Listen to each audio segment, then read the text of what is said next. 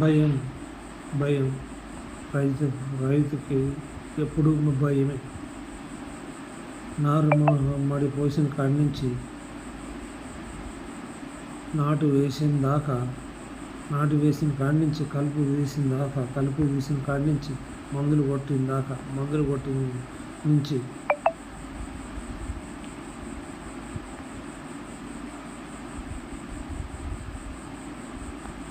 కోతలు కోసిన కాడి నుంచి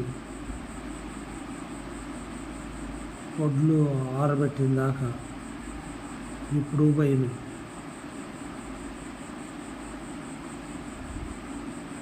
ప్రకృతి ఇప్పుడు ప్రకృతి ఇప్పుడు ఇదివరకులా లేదు.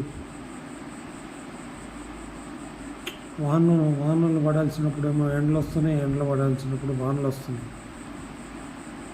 కానీ ఈ గవర్నమెంట్ సిస్టాలు మాత్రం మారట్లేదు.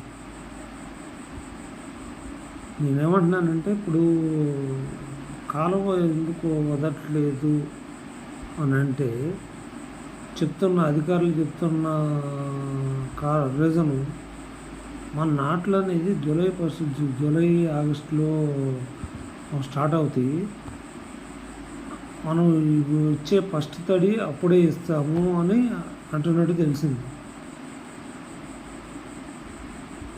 ఇదివరకులా మనం ఈ మంత్ ముందే అందరూ స్టార్ట్ చేశారు. ఎందుకంటే చెడు వానలు ఎక్కువ వచ్చి వరి కోత కోసేటప్పుడు వడగళ్ళు వచ్చిన సందర్భాలు చాలాసార్లు, గాలులు, వడగళ్ళు ఇట్లా చాలాసార్లు రైతులు చూశారు. ప్రభుత్వం కూడా ప్రకృతి ఎలా మారుతుందో తను కూడా అలాగా మారాలి.